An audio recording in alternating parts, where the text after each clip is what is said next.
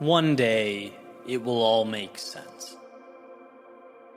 As one Steve Jobs said during a Stanford commencement speech, you can't connect the dots looking forward. You can only connect them looking backward. So you have to trust that the dots will somehow connect in your future. Your job isn't to know, but to trust that someday you will. It's to have the courage to paint in real time a portrait that will be ever evolving. It's the strength to be wrong, the resolve to rise to your feet time and time again. Because one day, it will all make sense. And you'll see. You'll see that the roundabout, often confusing, unpredictable road you walked was the road you had to take. It made you who you are. And you'll see that all those challenges forced you to become someone that you, at one point in your life, never dreamed you could become. You'll see that those people in your life, the ones you clung to, the ones you saw as permanent fixtures in that ever-evolving story, they were merely temporary, supporting characters, there to teach you about yourself and the world before exiting stage left. You'll see that the scariest things weren't the failures looming around every corner. They were the magic never created for fear of what lurked around those corners. You'll see that dropped into the heart of even the most violent storms, the darkest of nights, you always had enough to get out. Sometimes the steps were too small and the progress too unremarkable to notice, but those clouds, at one point or another, always ended up behind you. In life, the game itself becomes the instruction manual. To understand, you have to play. To learn, you have to go. Therefore, a life well lived can't be about having all the answers. You're crafting them with every step you take.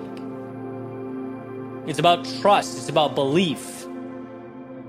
Not in a defined trail, but in your ability to blaze your own.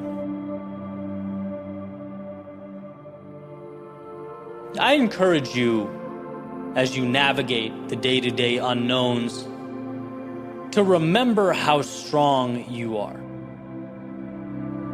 When you're frustrated at the hand you've been dealt, when you're hurt, when you're saddened by something that's transpired, remember that you can handle it, that there's meaning in the pain, in the chaos, right? Because I know our default isn't to smile and mentally transport to the value that the pain will someday bring, right? I get it. But you have to know that you can, one, make it through the chaos, and know that, two, there will be a point in your future when you look over your shoulder and appreciate the turbulence you endured. You'll be grateful because of the beauty, the meaning, and the happiness it ultimately brought to fruition. That's what makes life worth living. You'll be grateful for the struggle because it empowered you to push further into life. It taught you to not only endure, but to find meaning in suffering. To ultimately create something beautiful out of the very thing you wanted to run away from, but didn't. See, life is not all one thing. It's an oscillating wave of circumstances. And you'll see at some point that every second mattered, in the sense that it gave you exactly what you needed most when you needed it. So trust that the road will be unpredictable, because that's exactly what the road will be. But also trust yourself to be someone who navigates the foreign waters ahead.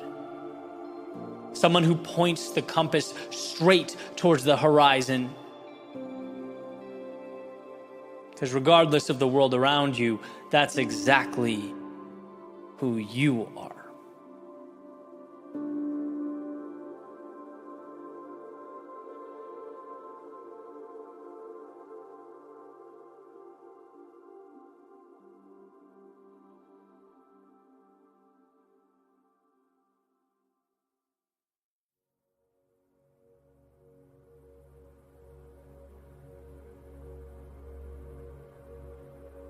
You can be your greatest fan and also your biggest critic.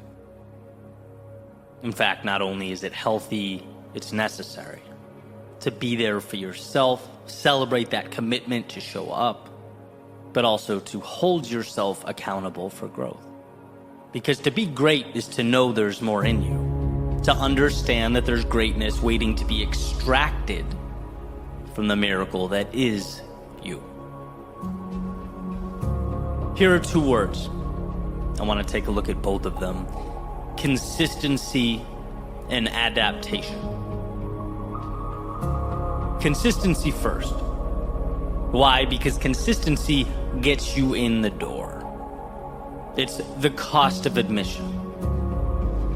Consistency is you showing up for yourself, day in and day out, creating mastery and competence through repetition, manufacturing a data set that will be used to guide your journey, taking a once stagnant idea and putting it into motion.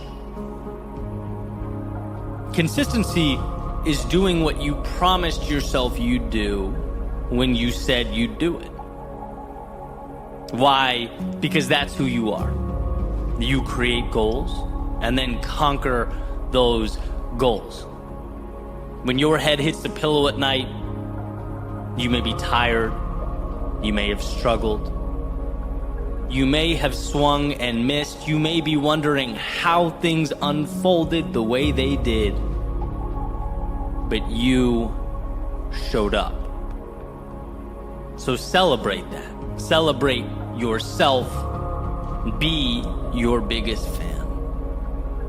Because the world can't take your will to step forward and cannot seize your consistency, not without your permission. So other than part one, let's call consistency the commitment to show up for you. Now, the second piece, consistency's older brother, adaptation. See, that consistency, like we just talked about, it will get you in the door. It signs you up for the game, but it guarantees nothing. See, where consistency puts that pen in your hand, paper in front of you, pats you on the back, where consistency gives you a chance to write your story.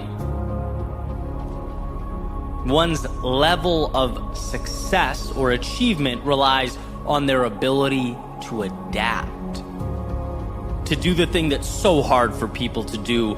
Look in the mirror and ask, how can I be better?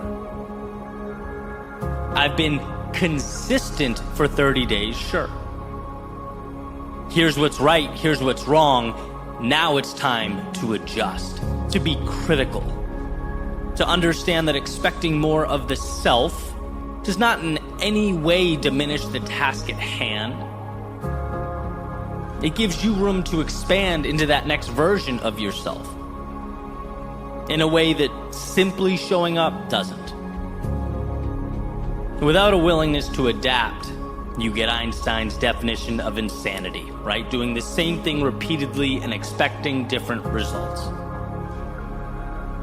You get day after day of wondering why this square peg won't just save us all the trouble and go into the round hole. Without a willingness to adapt, We move for the sake of moving, and we work for the sake of working. But if we could find it within ourselves to look at the data that's been acquired day after day and use it to help guide ourselves to that North Star, we'll find strength. To seek out the delta between where we are and where we want to be, that is power.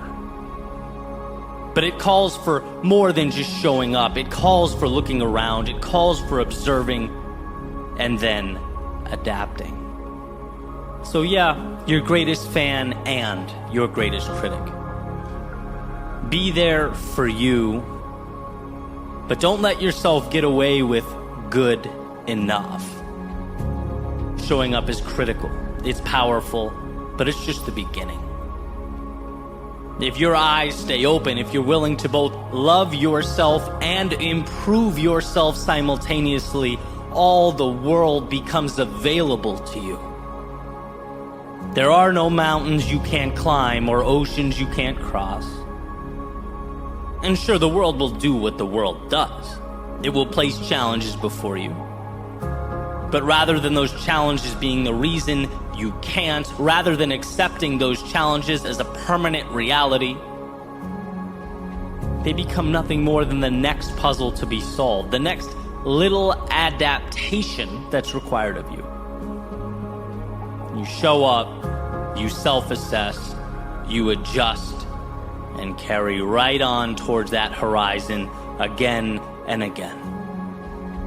So when you find yourself frustrated or up against that wall, remember, you are building your ideal reality. Be proud of yourself for showing up, for being consistent. Because as dire as it might seem, you overcame a lot to get here. But also know that the challenge at hand is not an indictment of you or your goals. It's your chance to review the game plan and adjust. Your opportunity to do what so many fail to do, not shrink from the world, but adapt yourself to it. Grow because of it. Today is your opportunity to take what the world gives you and build something new.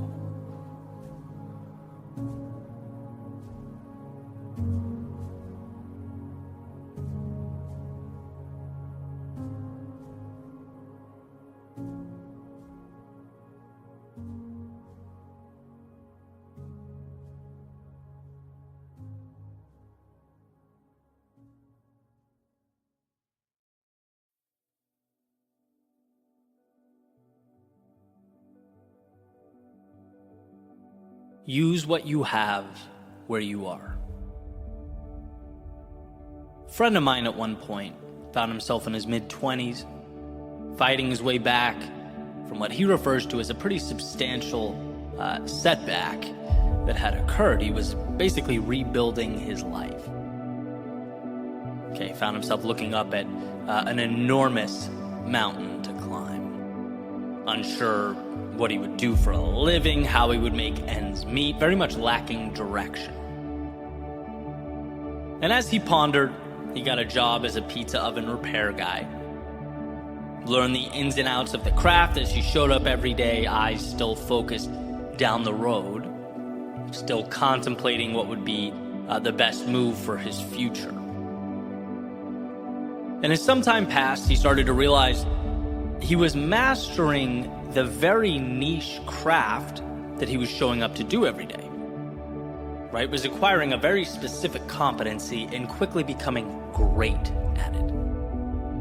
After a little bit of time, he started thinking, hey, I could branch out on my own here. I could start my own pizza oven repair business. And he did. And after not too long, hired an entire team to work with him. Then progressed into delivering and installing new ovens all over the country, and is currently working on some new technology as well to supplement the install and repair part of the business. The guy's doing incredibly well. And it's interesting because you're having a conversation with him about his success, and it's like, how on earth did you find yourself doing what you do? It's so specific.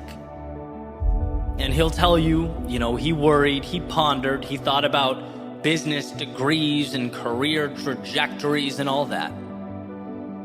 But the difference was that he didn't take the moment for granted. He saw the value where he was with what he had. Where, he could have seen it as a bridge job or a chapter in the story or however you want to describe it. He saw it as an opportunity. He saw the present as the answer. Show up and give everything you have to being great now. Because when you're competent in a craft and ambitious, as he is, that's a scary combo. The world becomes yours. Use what you have where you are. And you will, because of this mantra, see doors unlock that perhaps you never thought possible. There are pieces around you now that will push you to grow and evolve. The problem is we very often dismiss them. What my friend turned into an empire, a success story, could just as easily have been an obligation while he waited for the world to give him something different. And sure, I think it's important for me to emphasize the point isn't to stay where you are forever if you're unhappy. Of course not. The point is that there's value in aiming to be exceptional at whatever it is you are doing, whatever you are committing to, even if it appears mundane. The point is that so much potential is sown into our day-to-day. It just tends to blend in and not feel important, at least at first glance. Doors open for people who are great at what they do, and people who are great at what they do live with a curiosity, consistency, and intensity that others might not. It's amazing how when we feel that we are gaining competence in something or excelling in something, it becomes enjoyable. Which highlights the fact that, so often our stagnation is a byproduct of us standing in our own way, choosing not to grow. I can't explain how trivial what I do now felt when I first started in 2014. Sharing my thoughts into a microphone, making little 3-minute videos, uploading them to the internet, right? To an audience of my immediate family for $0. You know how dumb my rational brain was trying to convince me that was? You know how easy it would have been to move on and simply look back on that period of time as my little YouTube experiment?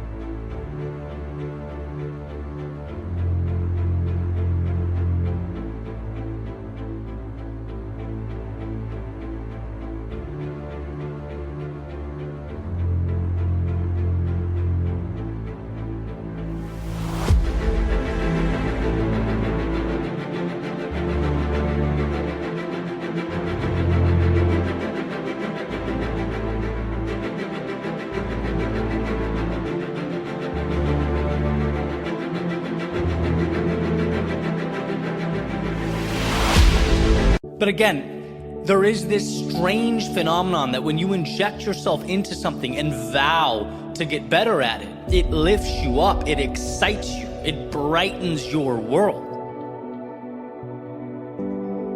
I had, as I've talked about so many times, found that intersection of what I love and what adds value to others. And that was everything. And the solution appeared not because I bumped into someone that had some life-changing opportunity for me. It wasn't because I found this shortcut or secret formula. No, I just used what was already sitting in my little apartment on Comm Ave in Boston.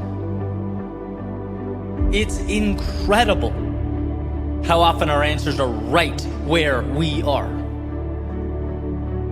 That's why, as I've progressed through this journey, I understand balance. I understand the value of, sure, looking at that horizon, having big plans and ambition, but also cherishing the opportunity at our feet now. Looking around, because again and again and again, the opportunity is disguised as triviality, as the stuff we walk right by. Always remember that there's something around you that can be transformed into opportunity, even if it's small. And if you choose to look for it, you will empower yourself. Everyday things. I can throw off examples for days. The internet, incredible resource, leverage it. Whether it's connecting or sharing or creating or learning. Your day-to-day effort.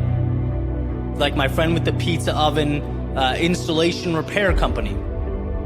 That world doesn't exist if he doesn't take the little things incredibly seriously. Show up to whatever you do with a tenacity that will propel you to new heights.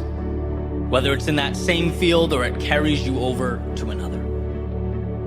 Or utilizing your network. There are people you know today, right now, that can contribute to your momentum. Seek them out. Time. The 30-minute blocks that we deem insignificant or downtime between one event and another. Think of the compounding of turning that into a push-up session every day or your 30-minute audiobook time. And sure, all of these examples are sort of sporadic, they're contextually different, but they have one very important common theme. And that's opportunity being squeezed out of resources that we already possess. It's instead of walking by the pile of bricks every morning, picking one up at a time and beginning to stack them. I'm a firm believer that the difference maker for so many is not IQ. It's not going to this or that college. It's not your background. It's, did you recognize the opportunities surrounding you? Did you find the value or the excuse? Because both will always exist. And that's what we have to understand. The details around you can be your reason for staying right where you are, or for doing the unimaginable. So understand the power of utilizing what you have where you are. Make a point to look for the tools within reach. They say what's trash or junk to one man can be treasure to another. Well, understand that your eyes are capable of seeing both. You have to lead them to the value.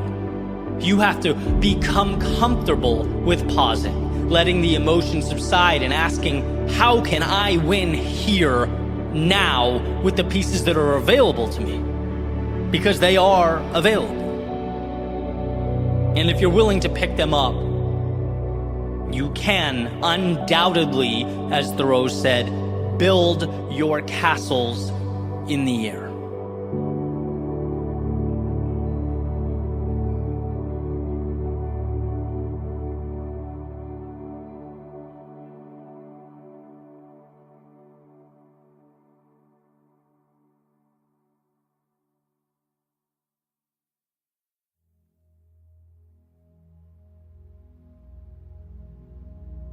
I believe wholeheartedly that it's during our most difficult times our lives are defined.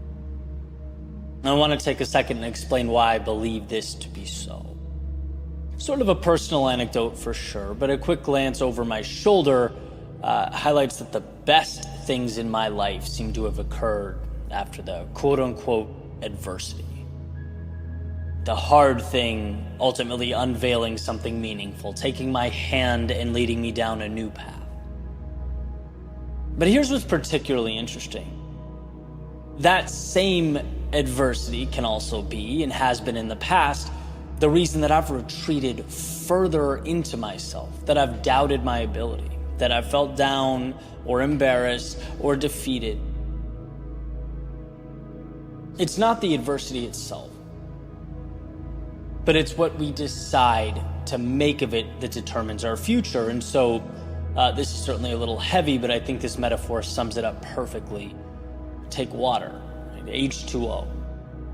It's essential to life. It not only quenches our thirst and allows us to continue on in the world, but it's the foundation for life itself. We can't exist without it.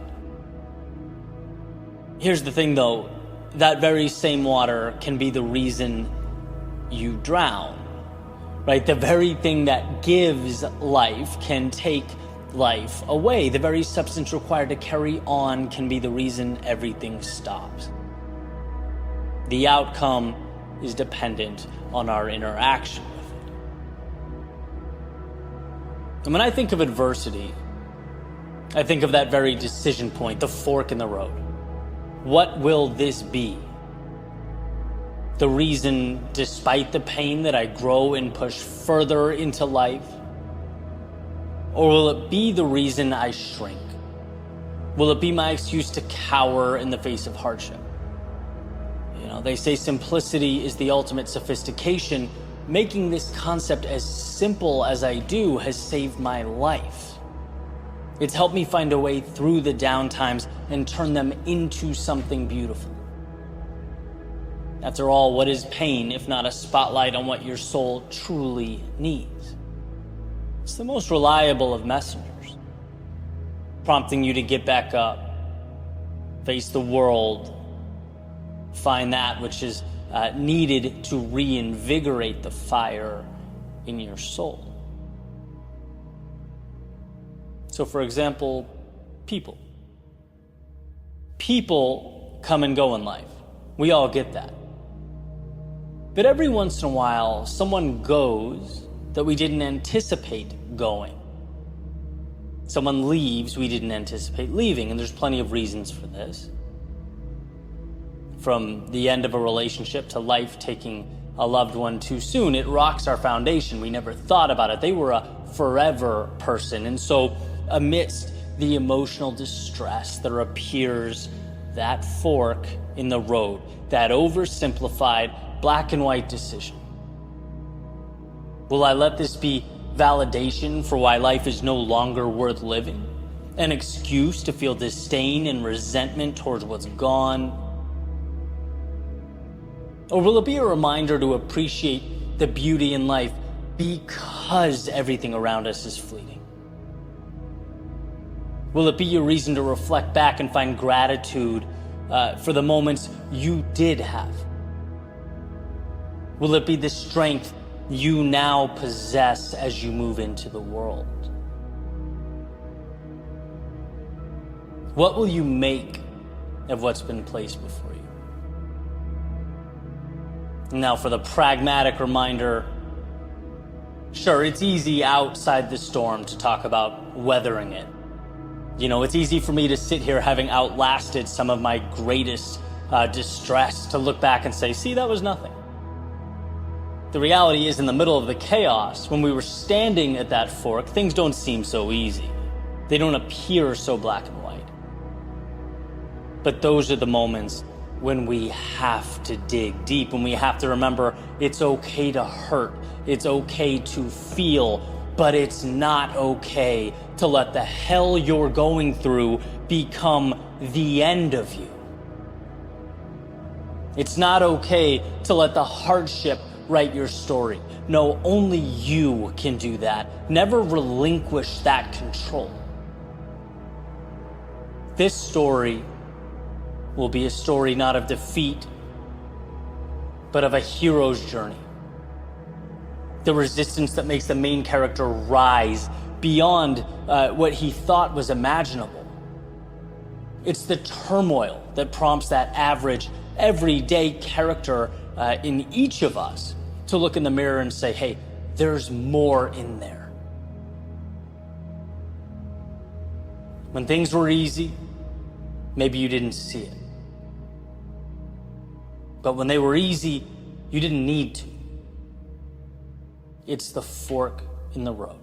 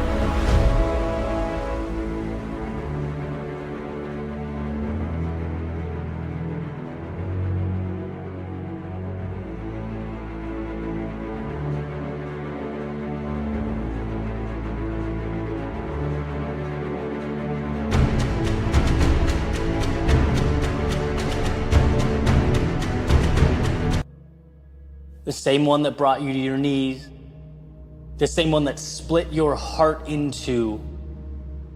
Now it's extending an invitation to rise. Yes, when it hurts. Yes, when you feel weak. Yes, when it seems like there's nothing to draw from. Rise. Those are the moments you transform. When it would be perfectly comfortable to hide or quit or point it at life as the excuse, but instead of letting life knock you down, you used it like a rope to climb out. The only difference between beginnings and endings is where we go next once they arrive. The difference between growth and stagnation, contentment and resentment, curiosity and fear, well, it's not what life gives us. It's what we choose to make with what life gives us. It's while standing at the fork in the road, going one way, when the easy thing to do would be to throw our hands up in defeat and go the other.